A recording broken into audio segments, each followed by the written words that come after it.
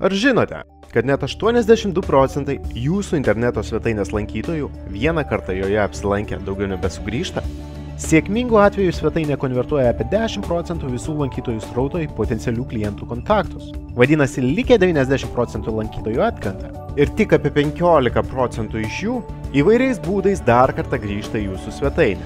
Iš lankytojų, kurie palieka savo kontaktus, dažnu atveju apie 1 procentas konvertuojasi į pirkėjus. Likę 9 procentai atkrenta ir tik maža jų dalis sugrąžinama į svetainę antrą kartą, panaudojant gautus kontaktinius duomenis. Jeigu jūs investuojate į lankytojų pritraukimą, tarkim, 1000 litrų, tai galutinėme etape jūs prarandate apie 82 procentų šios sumos. Daugoka? Bet ar žinote, kad šios problemos sprendimas egzistuoja jau daugelį metų, tačiau mažiau nei 5 procentai verslo savininkų, kurie investuoja į reklamą internete, juo naudojasi? Raktas į prarasto lankytojų srauto pasaulį yra remarketingas. Kaipgi veikia remarketingas? Pirma, lankytojas apsilanko jūsų interneto svetainėje, kurioje yra įdiegtas specialus programinis kodas, kuris šį lankytoją įsimena. Kai lankytojas palieka jūsų svetainę ir naršydamas po internetą apsilanko kitoje populiarioje interneto svetainėje, tarkim youtube.com, jam yra parodoma jūsų reklama. Susidomėjęs lankytojas spaudžia ant reklamos ir pakliūna atgal į jūsų svetainę.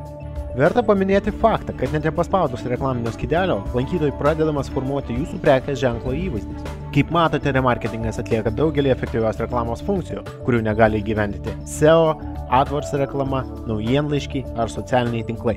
Tačiau jų pakeisti remarketingas taip pat negali, nes tai lankytojai, kurie jau lankėsi jūsų svetainėje valdymo priemonė.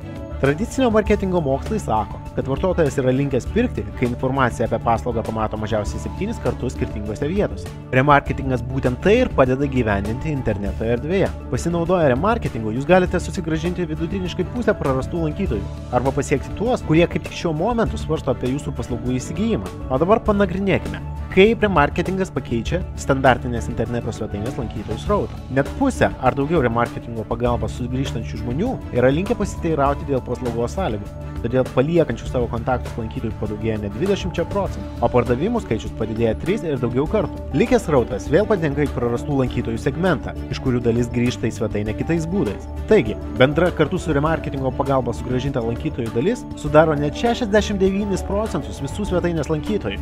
Netidėliokite progos padidinti savo pardavimus ir prekės ženklo žinomumą rytoj. Šiandien geriausias laikas pradėti naudotis remarketingu. Susisiekite elektroniniu paštu info@remarketingas.lt arba telefonu 86 799 7066.